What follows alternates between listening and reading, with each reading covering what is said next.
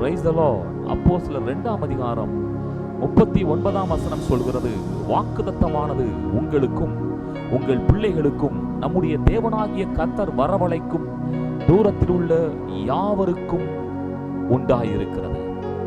அன்புக்குரியவர்களே, தேவனுடைய வாக்குத்தத்தம் நமக்கு உண்டாயிருக்கிறது என்கிற நற்செய்தியை கேட்கிறோம். இது நல்ல செய்தி. வேதத்தில் ஆயிரக்கணக்கான வாக்குத்தத்தங்களை தேவன் எழுதி வைத்திருக்கிறார். இவைகளெல்லாம் யாருக்கு? புதிய உடன்படிக்கைக்குள்ளாய் இருக்கிற நமக்கு. ஆகவே தான் அவருடைய வார்த்தை சொல்லுகிறது, இயேசு கிறிஸ்துவின் மூலமாய் தேவனுடைய வாக்குத்தத்தங்கள் எல்லாம் நமக்கு ஆம் என்றும் ஆமென் என்றும் இருக்கிறது.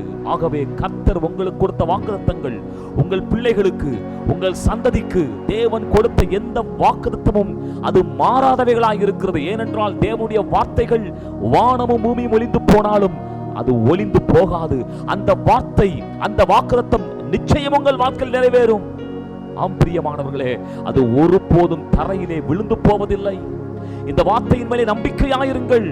இயேசு கிறிஸ்துவினுடைய புதிய உடன்படிக்கைக்குள்ளாய் இருக்கிற உங்களுக்கு கொடுக்கப்பட்ட வாக்குத்தத்தத்தை பிதாவாகிய தேவன் நிறைவேற்றுவதற்கு உண்மை உள்ளவராய் இருக்கிறார். இந்த வார்த்தையை நம்புவோம். இந்த வார்த்தையின்படியே கர்த்தர் நம்மை ஆசீர்வதிப்பாராக. ஆமென்.